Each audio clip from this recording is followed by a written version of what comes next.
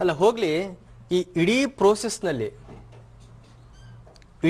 ಪ್ರೋಸೆಸ್ನಲ್ಲಿ ದಕ್ಷಿಣ ಕನ್ನಡ ಸ್ಥಳೀಯ ಸಂಸ್ಥೆ ಚುನಾವಣೆ ಅಂದ್ರೆ ಅದು ವಿನಯ್ ಕುಮಾರ್ ಸೊರಕೆ ವರ್ಸಸ್ ಜಯಪ್ರಕಾಶ್ ಹೆಗಡೆ ಅಂತ ಆಗ್ಬಿಟ್ಟಿದೆ. 10 ಜನ ಶಾಸಕರು, 4 ಜನ ಬೆಂಗಳೂರಿನಲ್ಲಿ ದಯಾನಂದ ರೆಡ್ಡಿ ವರ್ಸಸ್ ರಾಮಲಿಂಗಾರೆಡ್ಡಿ ಆದಾಗೆ ಉಡುಪಿ ದಕ್ಷಿಣ ಕನ್ನಡದಲ್ಲಿ ವಿನಯ್ ಕುಮಾರ್ ಸೊರಕೆ ವರ್ಸಸ್ ಜಯಪ್ರಕಾಶ್ ಹೆಗಡೆ ಅಂತ. ಇದು ಬಹಳ ಪ್ರತಿಷ್ಠೆ ಅಲ್ವಾ? ಅದು ತಪ್ಪು ಕಲ್ಪನೆ. ನಮ್ಮ ಈ ಅಭ್ಯರ್ಥಿತನ ಪ್ರತಾಪ್ ಶೆಟ್ಟಿ ಅವರಿಗೆ ಸಿಗಬೇಕಾಗಿದ್ರೆ 10 ಜನ ಶಾಸಕರು ಕೂಡ ಶಿಫಾರಸು ಮಾಡಿ, ಎಲ್ಲ ಬ್ಲಾಕ್ ಕಾಂಗ್ರೆಸ್ನ ಅಧ್ಯಕ್ಷರು, ಜಿಲ್ಲಾ ಕಾಂಗ್ರೆಸ್ನ ಅಧ್ಯಕ್ಷರುಗಳು ಶಿಫಾರಸು ಮಾಡಿದಂತ ಹಿನ್ನೆಲೆಯಲ್ಲಿ ಇವತ್ತು ಅಭ್ಯರ್ಥಿ ಆಗುವಂತ ಅವಕಾಶ ಆಯಿತು. ಆಸ್ಕರ್ ಫರ್ನಾಂಡಿಸ್ ಅವರು ಉಡುಪಿ ಮತ್ತು ದಕ್ಷಿಣ ಕನ್ನಡ ಜಿಲ್ಲೆಯ ಕಾಂಗ್ರೆಸ್ ನಾಯಕರನ್ನ ಒಳ್ಳೆ ಜೀತದಾಳ ತರ ನೋಡ್ತಾ ಇದ್ದಾರೆ ಅಂತ ಒಂದು ಆರೋಪ. ಈ ಜಿ ಹುಜೂರ್ ಸಂಸ್ಕೃತಿಯಿಂದ ಕಾಂಗ್ರೆಸ್ ಪಕ್ಷ ಬಹಳ ಅವನತಿಯತ್ತ ಸಾಗ್ತಾ ಇದೆ, ಏಕ ಚಕ್ರಾಧಿಪತ್ಯ. ಎಲ್ಲ ಬಂಡಾಯಿಗಾರರು ಅದನ್ನೇ ಹೇಳಿದ್ರು. ಆಸ್ಕರ್ ಫರ್ನಾಂಡಿಸ್ ರವರು ಇವತ್ತು ಜಯಪ್ರಕಾಶ್ ಹೆಗ್ಡೆ ಅವರನ್ನ ಪಕ್ಷಕ್ಕೆ ಕರ್ಕೊಂಡು ಬಂದು ಅವರಿಗೆ 4 ಸಲ ಅವಕಾಶ ಕೊಡುವಂತ ಸಮಯದಲ್ಲಿ ಆಸ್ಕರ್ ಫರ್ನಾಂಡಿಸ್ ಅವರು ಒಳ್ಳೆಯವರಾಗಿದ್ರು. ಅದೇ ಯೂಸ್ ಅಂಡ್ ಥ್ರೋ ಮಾಡಿದ್ರು. ನಂತರ ಉಪಚುನಾವಣೆಯಲ್ಲಿ ಆಸ್ಕರ್ ಫರ್ನಾಂಡಿಸ್ ರವರು ಇಡೀ ಚುನಾವಣೆಯ ನೇತೃತ್ವವನ್ನು ವಹಿಸಿಕೊಂಡು ಲೋಕಸಭೆಗೆ ಕಳಿಸಿದಂತ ಸಮಯದಲ್ಲಿ ಆಸ್ಕರ್ ಫರ್ನಾಂಡಿಸ್ ಅವರು ಒಳ್ಳೆಯದು.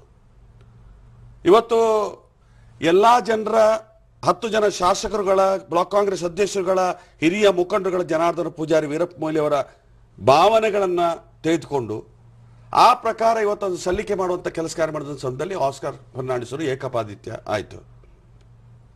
ಇವತ್ತು ಆಸ್ಕರ್ ಫರ್ನಾಂಡಿಸರ ರಾಜಕೀಯ ಜೀವನದಲ್ಲಿ ಇಷ್ಟವರೆಗೆ ಅವರು ಎಲ್ಲರ ಜನರ ಒಂದು ಭಾವನೆಗಳನ್ನು ತೆಕೊಂಡು ತೀರ್ಮಾನ ಮಾಡುವಂತ ಕಾರ್ಯಕ್ರಮ ಹಮ್ಮಿಕೊಂಡಿದ್ದಾರೆ.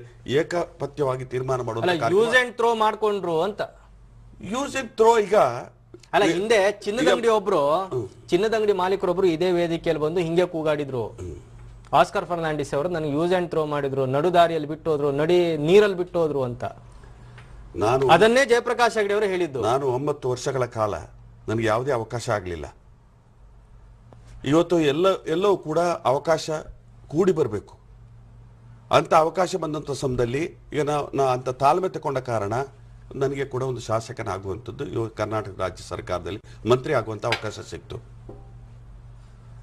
ಇವತ್ತು ಏಕಾಏಕಿಯಾಗಿ ಒಬ್ಬ ಶಾಸಕ ಜಯಪ್ರಕಾಶ್ ಹೆಗ್ಡೆ ಅವರ ಹೆಸರನ್ನು ಶಿಫಾರಸು ಮಾಡಿಲ್ಲ. 10 ಜನ ಶಾಸಕರಲ್ಲಿ ಅವರೇ ಭಾಗವಹಿಸಿದಂಥ ಮೀಟಿಂಗ್ನಲ್ಲಿ ಸರ್ವಾನುಮತದ ತೀರ್ಮಾನ ಆಗಿದೆ. ಬಂಡುಕೋರರಾಗಿ ನಿಂತ ನಂತರ ಇವತ್ತು ಪಕ್ಷವನ್ನು ಟೀಕೆ ಮಾಡಲಿಕ್ಕೆ ಎಲ್ಲಿ ಯಾವ ನೈತಿಕ ಹಕ್ಕಿದೆ? ಅಲ್ಲ, ನಿಮ್ಮ ಉಡುಪಿ ಶಾಸಕ ಇದಾರಲ್ಲ ಪ್ರಮೋದ್ ಮಧ್ವರಾಜ್, ಅವರ ಕ್ಷೇತ್ರದ ಪ್ರಗತಿಗೆ ಸಂಬಂಧಪಟ್ಟ ಹಾಗೆ ಒಂದು ಬುಕ್ಲೆಟ್ ಅನ್ನ ನಿಮ್ಮ ಆಸ್ಕರ್ ಫರ್ನಾಂಡಿಸ್ ಅವರು ಇವರ ಅಕೌಂಟ್ ನಿಂದ ಪ್ರಿಂಟ್ ಮಾಡಿಸ್ತಾರಂತಲ್ಲ, ಇದು ಯಾವ ನ್ಯಾಯ ಇದು ಅಂತ? ಈಗ ಇಂಥದ್ದು ನಾವು ಅನೇಕ ಉದಾಹರಣೆಗಳನ್ನು ತಗೊಳ್ಬಹುದು. ಪ್ರಮೋದ್ ಮಧ್ವರಾಜರವರ ಬುಕ್ಲೆಟ್ ಅನ್ನ ಪ್ರಿಂಟ್ ಮಾಡಲಿಕ್ಕೆ ಎಲ್ಲಿಂದ ಹಣ ಕೊಟ್ಟಿದ್ದಾರೆ, ಅಥವಾ ಜಯಪ್ರಕಾಶ್ ಹೆಗ್ಡೆ ಅವರ ಚುನಾವಣೆಯಲ್ಲಿ ಯಾವ ರೀತಿಯಲ್ಲಿ ಇವತ್ತು ತನ್ನಿಂತಾನೆ ಕೈ ಹಾಕೊಂಡು ಇವತ್ತು ಖರ್ಚು ಮಾಡಿ ಅವರನ್ನು ಗೆಲ್ಲಿಸುವಂತ ಪ್ರಯತ್ನ ಮಾಡಿದ್ದಾರೆ, ಅದನ್ನು ಬೇರೆನೇ ಚರ್ಚೆ ಮಾಡೋಣ. ಇವತ್ತು ಆ ಮಟ್ಟಕ್ಕೆ ನಾವು ಹೋಗುದು ಬೇಡ, ಅದು ಬೇಕಾದ್ರೆ ಪಟ್ಟಿ ಮಾಡಿಕೊಳ್ಳೋಣ. ಹೌದು, ವಿನಯ್ ಕುಮಾರ್ ಸೊರಕೆ ಅವರು ಇತ್ತೀಚೆಗೆ ಕರಾವಳಿ ಜಿಲ್ಲೆಯಲ್ಲಿ ಬಹಳ ಜಾತಿ ರಾಜಕಾರಣ ಮಾಡೋದೆಲ್ಲ ಕಲ್ತಿದ್ದೀರಂತೆ ತಾವು? ಅದು ಸ್ವಾಭಾವಿಕವಾಗಿ ನಮ್ಮ ಹತ್ರ ಯಾವುದೇ ರೀತಿಯ ಆಪಾದನೆ ಮಾಡಲಿಕ್ಕೆ ಅವಕಾಶ ಇಲ್ಲದಿದ್ರೆ ಅವನು ಜಾತಿ ಪರ ಅಂತೇಳಿ ಆಪಾದನೆ ಮಾಡುವಂಥದ್ದು. ಇಂಥದ್ದು ಆಪಾದನೆಗಳು ಹಿಂದೆ ಕೂಡ ಬಂದಿತ್ತು. ಇವತ್ತು ಒಂದು ಮಂದಾರ್ತಿ ಇಶ್ಯೂನಲ್ಲಿ ವಿನಯ್ ಕುಮಾರ್ ಸೊರಕೆ ಬಿಲ್ಲವರ ಪರವಾಗಿ ಯಕ್ಷಗಾನ ಕಲಾವಿದರಿಗೆ ಅವಕಾಶ ಕೊಡಬೇಕು ಅಂತೇಳಿ ಆದೇಶ ಜಿಲ್ಲಾಧಿಕಾರಿ ಮಾಡಿಸಿದ ಅಂತೇಳಿ ಒಂದು ಆಪಾದನೆ ಆಗಿತ್ತು. ಅದೇ ರೀತಿಯಲ್ಲಿ ವಿನಯ್ ಕುಮಾರ್ ಸೊರಕೆ ಯಾವುದೇ ರೀತಿಯಲ್ಲಿ ಕೂಡ ಬಿಲ್ಲವ ಕಲಾವಿದರಿಗೆ ಅವಕಾಶ ಕೊಡಿಸಿಲ್ಲ ಅನ್ನುವಂಥ ರೀತಿಯಲ್ಲಿ ಕೂಡ ಆಪಾದನೆ ಆಗಿತ್ತು. ಇದು 2 ಬಾಯಿಯ ಕತ್ತಿ. ಯಾವುದು ಆಪಾದನೆಗಳಿಲ್ಲ ಅಂತ ಹೇಳುವಂತ ಸಂದರ್ಭದಲ್ಲಿ ಜಾತಿಯನ್ನ ಹಿಡಿದು ಇವತ್ತು ಜಾತಿಗೆ ಒಂದು ಸೀಮಿತ ಅನ್ನುವಂಥ ರೀತಿ ಮಾಡುವಂತ ಪ್ರಯತ್ನ ಬಹಳ ಬುದ್ಧಿವಂತ ಜನರು ಮಾಡ್ತಾರೆ. ಈಗ ತಮ್ಮ ಬಹಳಷ್ಟು ಶಾಸಕರು ಕರಾವಳಿ ಜಿಲ್ಲೆಯಲ್ಲಿ ಇದ್ದಾರೆ. ಕರಾವಳಿ ಜಿಲ್ಲೆಯಲ್ಲಿ ಏನಾದ್ರೂ ಕಾಂಗ್ರೆಸ್ ಪಕ್ಷಕ್ಕೆ ಅಭ್ಯರ್ಥಿಗಳ ಕೊರತೆ ಏನಾದ್ರೂ ಇದೆಯಾ? ಈ ವಿಷಯ ಅಂತಲ್ಲ, ಬೇರೆ ಯಾವ್ದಾದ್ರು ವಿಷಯಕ್ಕೆ ನಾಯಕರು ಅಭ್ಯರ್ಥಿಗಳ ಕೊರತೆ ಏನಾದ್ರೂ ಇದೆಯಾ? ಈಗ ವಿಧಾನ ಪರಿಷತ್ ಚುನಾವಣೆಯಲ್ಲಿ ಯಾರು ವಿಧಾನ ಪರಿಷತ್ ಅಲ್ಲ, ಪ್ರಶ್ನೆ ಏನಂತ ಹೇಳಿದ್ರೆ ಪ್ರತಾಪ್ ಚಂದ್ರ ಶೆಟ್ರೆ ನಾನ್ ನಿಲ್ಲೋದಿಲ್ಲ ಸ್ವಾಮಿ ಅಂತ ನಿಮ್ಗೆ ಲೆಟರ್ ಬರೆದ್ಮೇಲೆ ನೀವಾಗೆ ಯಾಕೆ ಸ್ವಾಮಿ ಬನ್ನಿ ಕೂತ್ಕೊಳ್ಳಿ, ನೀವೇ ಕಂಟೆಸ್ಟ್ ಮಾಡಿ ಅಂತ ಹೇಳ್ತೀರಿ ಅಂತ ಯಾಕೆ? ನಾ ಅದಕ್ಕೆ ಕೇಳಿದೆ, ನಿಮ್ಗೆ ಯಾರಾದ್ರೂ ಬೇರೆ ಕ್ಯಾಂಡಿಡೇಟ್ಸ್ ಗಳು ಇಲ್ವಾ ಅಂತ. ಕುಂದಾಪುರದಲ್ಲಿ ಒಂದು ಸಲ ಸೋತನದ್ರ ನಾನು ಸ್ಪರ್ಧೆ ಮಾಡೋದಿಲ್ಲ ಅಂತೇಳಿ ಸಂದರ್ಭ ಬಂದ ಸಮಯದಲ್ಲಿ ಮತ್ತೆ ಸ್ಪರ್ಧೆ ಮಾಡಲಿಕ್ಕೆ ಹೋಗಲಿಲ್ಲ. ಯಾರು ಕೂಡ ಒತ್ತಾಯ ತಂದು ಪ್ರತಾಪ್ ಶೆಟ್ಟರು ನಾನು ಚುನಾವಣೆಯಲ್ಲಿ ಸ್ಪರ್ಧೆ ಮಾಡೋದಿಲ್ಲ ಅಂತೇಳಿ ತೀರ್ಮಾನ ತಗೊಂಡಿರೋದಲ್ಲ. ಅದು ಕಳೆದ ಸಲ ಯುನಾನಿಮಸ್ ಆಗಿ ಚುನಾವಣೆಯಲ್ಲಿ ಗೆದ್ದು ಬಂದಿದ್ರು ಅವರು. ಆ ಸಂದರ್ಭದಲ್ಲಿ ಅಭಿನಂದನಾ ಕಾರ್ಯಕ್ರಮದಲ್ಲಿ ಇನ್ನು ಹೊಸಬರಿಗೆ ಅವಕಾಶ ಕೊಡಬೇಕು ಅನ್ನೋ ರೀತಿ ತೀರ್ಮಾನ ತಗೊಂಡು ಎಲ್ಲ ರೀತಿಯ ತಯಾರಿಯನ್ನು ಕೂಡ ಇವತ್ತು ನಾನು ಸ್ಪರ್ಧೆ ಮಾಡೋದಿಲ್ಲ ಅನ್ನುವಂಥ ರೀತಿಯಲ್ಲಿ ಕೈಗೊಂಡಿದ್ರು. ನಾನೇ ಹೋಗಿ ಒಂದ್ಸಲ ಅವ್ರ ಹತ್ರ ಭೇಟಿ ಮಾಡಿ ಹೇಳಿದ್ದೆ, ನೀವು ಆ ತೀರ್ಮಾನ ತಗೊಳ್ಳಿಕ್ಕೆ ಕೂಡುದು ಅಂತೇಳಿ. ಯಾಕಂದ್ರೆ ನಮ್ಮ ಪಕ್ಷದಲ್ಲಿ ಒಬ್ಬ ಹಿರಿಯ ಮುಖಂಡ 83ನೇ ಇಸ್ವಿಯಲ್ಲಿ ಆಯ್ಕೆ ಆದಂಥವ್ರು, ನಾವೆಲ್ಲ 85ನೇ ಇಸ್ವಿಯಲ್ಲಿ ಆಯ್ಕೆ ಆದಂಥವ್ರು. ಒಂದು ದಿವಸ ಇವತ್ತು 35 ವರ್ಷಗಳಲ್ಲಿ ಒಂದು ದಿವಸ ನನ್ನ ಮಂತ್ರಿ ಮಾಡಬೇಕು, ಬೇರೆ ಬೇರೆ ಹುದ್ದೆ ಕೊಡಬೇಕು ಅನ್ನೋ ರೀತಿಯಲ್ಲಿ ಕೇಳ್ಕೊಂಡಂಥವರಲ್ಲ, ಎಲ್ಲಿ ಕೂಡ ಹೋದಂಥವರಲ್ಲ. ಇಂಥ ಸಮಯದಲ್ಲಿ ಇವತ್ತು ಅವರು ತೀರ್ಮಾನ ತಗೊಂಡಿದ್ರು. ಆದರೆ ಆ ತೀರ್ಮಾನಕ್ಕೆ ಅವರು ಬದ್ಧರಾಗಿದ್ರು. ಆ ಭಾಗದ ಎಲ್ಲ ಕಾರ್ಯಕರ್ತರು ಕೂಡ 2,000 ಮಂದಿ ಹೋಗಿ ಇಡೀ ದಿವಸ ಅವರ ಮನೆ ಎದುರುಗಡೆ ಧರಣಿ ಮಾಡಿ 35 ವರ್ಷದಲ್ಲಿ ನಿಮ್ಮ ಮಾತು ನಾವು ಕೇಳಿದ್ದೇವೆ, ಇವತ್ತು ನಮ್ಮ ಮಾತು ನೀವು ಕೇಳಬೇಕು ಅನ್ನುವಂಥ ರೀತಿಯಲ್ಲಿ ಇವತ್ತು ಆ ಬೇಡಿಕೆ ಇಟ್ಟಂಥ ಸಮಯದಲ್ಲಿ ಪಕ್ಷಕ್ಕೆ ಬಿಡೋಣ ಅನ್ನುವಂಥ ತೀರ್ಮಾನವನ್ನು ತಗೊಂಡಿದ್ದಾರೆ. ಇವತ್ತು ಪಕ್ಷ ಅವರನ್ನೇ ಪುನಃ ಸ್ಪರ್ಧೆ ಮಾಡಬೇಕು ಅನ್ನುವಂಥ ರೀತಿಯಲ್ಲಿ ಇವತ್ತು ತೀರ್ಮಾನ ತಗೊಂಡಿದೆ. ಉಡುಪಿಯ ಯಾರೋ ಒಬ್ರು ಪ್ರಭಾವಿ ಉದ್ಯಮಿ ಒಬ್ರು ಜಯಪ್ರಕಾಶ್ ಹೆಗಡೆ ಅವ್ರು ಬೆನ್ನಿಗೆ ನಿಂತಿದ್ದಾರಂತಲ್ಲ, ನಿಮ್ಗೆಲ್ಲರಿಗೂ ಒಂದು ಲೋಟ ನೀರು ಕುಡಿಸ್ಬೇಕು ಅಂತ. ಪ್ರತಾಪ್ ಶೆಟ್ಟರು ರೈತರಿಗೆ ನೀರು ಬಿಡಬೇಕು ಅಂತ ಗೊತ್ತಾಯ್ತಂದ್ರೆ ಅಲ್ಲಿ ಆ ಪವರ್ ಪ್ರಾಜೆಕ್ಟ್ ಮಾಡಿದಂಥವ್ರು ಆ ಪವರ್ಗೆ ನೀರು ಬಿಡಬೇಕು ಅನ್ನುವಂಥ ರೀತಿಯಲ್ಲಿ ಅದರ ಬಗ್ಗೆ ಹೋರಾಟವನ್ನು ಪ್ರತಾಪ್ ಶೆಟ್ಟರು ಮಾಡಿದ್ರು. ರೈತರಿಗೆ ನೀರು ಕೊಡಬೇಕು ಅನ್ನೋಂಥ ರೀತಿಯಲ್ಲಿ ಇವತ್ತು ಅವರು ಆ ಉದ್ಯಮಿಗಳು ಅವರ ಪರವಾಗಿ, ಬಂಡುಕೋರರ ಪರವಾಗಿ ಇವತ್ತು ಕೆಲಸ ಕಾರ್ಯ ಮಾಡುವಂಥ ಅವಕಾಶಗಳನ್ನು ನಾವು ಕಾಣ್ತೇವೆ. ತಾವೇನು ತಲೆ ಕೆಡಿಸ್ಕೊಂಡಿಲ್ಲ ತಾವು? ಯಾಕೆ ತಲೆ ಕೆಡಿಸ್ಕೊಳ್ಬೇಕು? ನಾವು ಜನಪರವಾದಂಥ ಹೋರಾಟದ ಕೆಲಸ ಕಾರ್ಯ ಮಾಡಿರುವಂಥ ಸಮಯದಲ್ಲಿ ಜನ ನಮ್ಮನ್ನ ಆಶೀರ್ವಾದ ಮಾಡಬೇಕು ಬಿಟ್ರೆ ನಾವು ದೊಡ್ಡ ದೊಡ್ಡ ಇವತ್ತು ಉದ್ದಿಮೆದಾರರ ಪರವಾಗಿ ಇರ್ಲಿಕ್ಕೆ ಸಾಧ್ಯ ಆಗ್ತದ?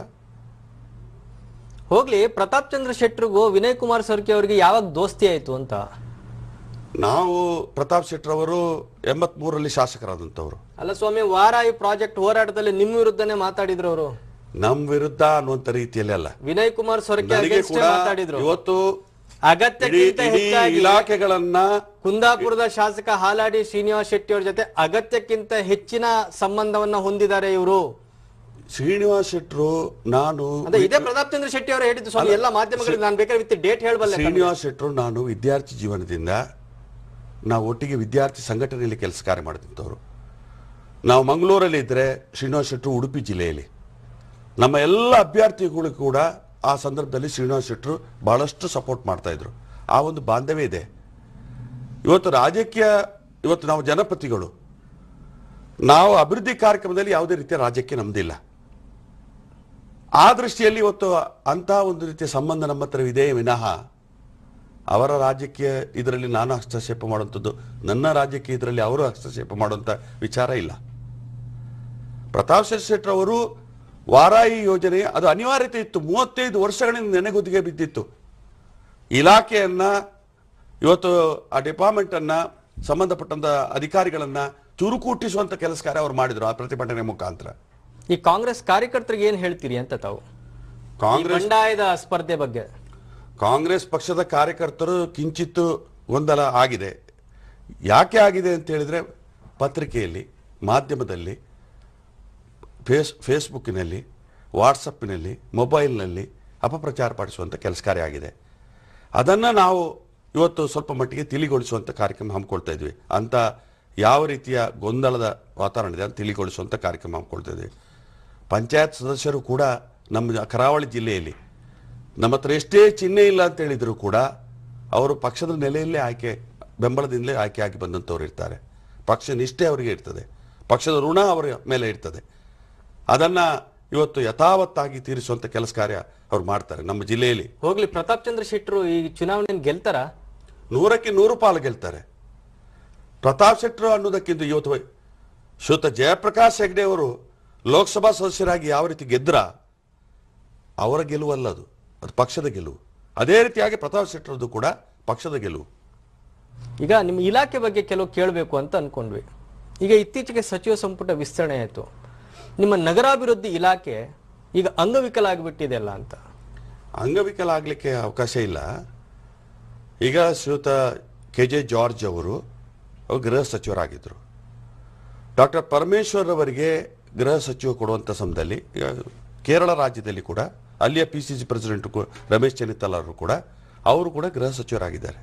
ಅದೇ ರೀತಿಯಲ್ಲಿ ಪರಮೇಶ್ವರ್ ಅವರು ಕೂಡ ಗೃಹ ಸಚಿವರು ಕೊಡುವಂಥ ಕೆಲಸ ಕಾರ್ಯವನ್ನು ಇವತ್ತು ಹೈಕಮಾಂಡ್ ಮತ್ತು ಮುಖ್ಯಮಂತ್ರಿಗಳು ಕೈಗೂಡಿಸಿದರು. ಆ ಸಂದರ್ಭದಲ್ಲಿ ಇವತ್ತು KJ ಜಾರ್ಜ್ ಅವರು ಕೂಡ ಒಬ್ಬ ಹಿರಿಯ ನಾಯಕರು, ಯುವಕ ಕಾಂಗ್ರೆಸ್ನ ಅಧ್ಯಕ್ಷರು, ನನ್ನನ್ನು NSYಗೆ ಸೇರ್ಪಡೆ ಮಾಡಿರುವಂಥದ್ದು ಅವರೇ. ಇವತ್ತು ಅವರು ನಗರಾಭಿವೃದ್ಧಿ ಇಲ್ಲಿಯ ಬೆಂಗಳೂರು ಮುಖ್ಯಮಂತ್ರಿಗಳು ನೋಡ್ತಾ ಇದ್ರು, ಅದರ ಒಂದು ಜವಾಬ್ದಾರಿಯನ್ನು KJ ಜಾರ್ಜ್ ಅವರಿಗೆ ಕೊಟ್ಟಂಥ ಸಮಯದಲ್ಲಿ ಇಡೀ ರಾಜ್ಯದಲ್ಲಿ ಅವರಿಗೆ ಸುತ್ತಾಡುವಂಥ ಅವಕಾಶ ಕಡಿಮೆ ಇದೆ. ಹಾಗೆ ಮುಖ್ಯಮಂತ್ರಿಗಳು ನನ್ನ ಹತ್ರ ಕೇಳ್ಕೊಂಡ್ರು, ಇವತ್ತು ಟೌನ್ ಪ್ಲಾನಿಂಗ್ ಬಗ್ಗೆ ಅವರಿಗೆ ನಾವು ಕೊಡ್ತೇವೆ ಅನ್ನುವಂಥ ರೀತಿಯಲ್ಲಿ. ನನಗೆ ಇವತ್ತು ಪ್ರಾಧಿಕಾರದ ಒಂದು ಅಧಿಕಾರ ನನಗೆ ಬರ್ತದೆ. ನನಗೆ ಸಾಧಾರಣ 30 ಪ್ರಾಧಿಕಾರಗಳು ಏನಿದೆ ಆ ಅಧಿಕಾರ ನನಗೆ ಬರ್ತದೆ. ಅಲ್ಲ ಸ್ವಾಮಿ, ಟೌನ್ ಪ್ಲಾನ್ ಈಗ ಇದು ಡಿಸೆಂಟ್ರಲೈಸ್ಡ್ ಸಿಸ್ಟಮ್. ಈಗ ಎಲ್ಲ ಅಲ್ಲಿ ಮೇಯರ್ ಇರ್ತಾರೆ, ಸ್ಥಳೀಯವಾಗಿ ಅವರು ನೋಡ್ಕೋತಾರೆ. ಆದ್ರೆ ಪಾಲಿಸಿ ಮಾಡ್ತಕ್ಕಂಥ ಹಕ್ಕಿರುವಂತದ್ದು ನಿಮ್ಗಿತ್ತಲ್ಲ, ಅದನ್ನೇ ಇಲ್ಲ ಅಂದ್ಮೇಲೆ ನಗರಾಭಿವೃದ್ಧಿಯಲ್ಲಿ ಏನ್ ಕೆಲಸ ಮಾಡಕ್ಕಾಗತ್ತೆ ಅಂತ. ಟೌನ್ ಪ್ಲಾನಿಂಗ್ ನ ಬಗ್ಗೆ ಮಾತ್ರ UDಯ ಒಂದು ಭಾಗ ಟೌನ್ ಪ್ಲಾನಿಂಗ್.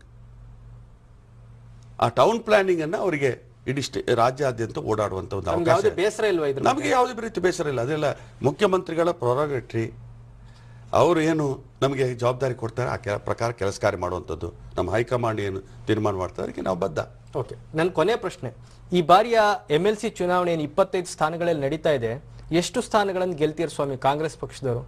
ನಮ್ಮ ಅಧ್ಯಕ್ಷರು ಅದೇ ರೀತಿಯಾಗಿ ಮುಖ್ಯಮಂತ್ರಿಗಳು ಇವಾಗಲೇ ಹೇಳಿಕೆ ಕೊಟ್ಟಿದ್ದಾರೆ, ನಾವು ಮೆಜಾರಿಟಿಯಾಗಿ ನಾವು ಗೆದ್ದು ಬರ್ತೇವೆ ಅಂತೇಳಿ. ಅದಕ್ಕೆ ನಾವು ಬದ್ಧರಾಗಿದ್ದೇವೆ. ಒಳ್ಳೆಯ ರೀತಿಯ ಒಂದು ಅಭ್ಯರ್ಥಿಗಳನ್ನು ಜೋಡಣೆ ಮಾಡ್ಕೊಂಡಿದ್ದೀವಿ. ಸಾಕಷ್ಟು ಇವತ್ತು ನಮ್ಮ ಸರ್ಕಾರದ ಸಾಧನೆ ಇದೆ. ಯಾವ ರೀತಿಯ ಇವತ್ತು ನಮ್ಮ ಎಲ್ಲ ಜಿಲ್ಲೆಗಳಲ್ಲಿ ಕೂಡ ಸಾಧಾರಣ 24 ಜಿಲ್ಲೆಗಳಲ್ಲಿ ಕಾಂಗ್ರೆಸ್ ಪಕ್ಷ ಮೆಜಾರಿಟಿ ಬರುವಂತ ಅವಕಾಶ ಆಗಿದೆ. ನಾಡ್ದು ತಾಲೂಕ್ ಪಂಚಾಯತ್, ಜಿಲ್ಲಾ ಪಂಚಾಯತ್ ಚುನಾವಣೆ ಬರ್ತದೆ. ಅದರಲ್ಲಿ ನೋಡಿ ತಾವು ಯಾವ ರೀತಿಯ ಫಲಿತಾಂಶ ಬರ್ತದೆ, ಜನ ಯಾವ ರೀತಿ ನಮಗೆ ಒಂದೇ ಒಂದು ಹಗರಣ ಇಲ್ಲ ನಮ್ಮ ಸರ್ಕಾರದ ಮೇಲೆ. ಓಕೆ, ವಿನಯ್ ಕುಮಾರ್ ಸರ್ಕೆರೆ ಇಷ್ಟೊತ್ತು ಚಕ್ರ ಕಾರ್ಯಕ್ರಮದಲ್ಲಿ ಪಾಲ್ಗೊಂಡ್ರೆ ಧನ್ಯವಾದಗಳು. Thank you. ಇದೇ ಈ ಹೊತ್ತಿನ ಚಕ್ರ ವ್ಯೂಹ. ನಿರಂತರ ಸುದ್ದಿಗಾಗಿ ನೋಡ್ತಾ ಇರಿ TV9.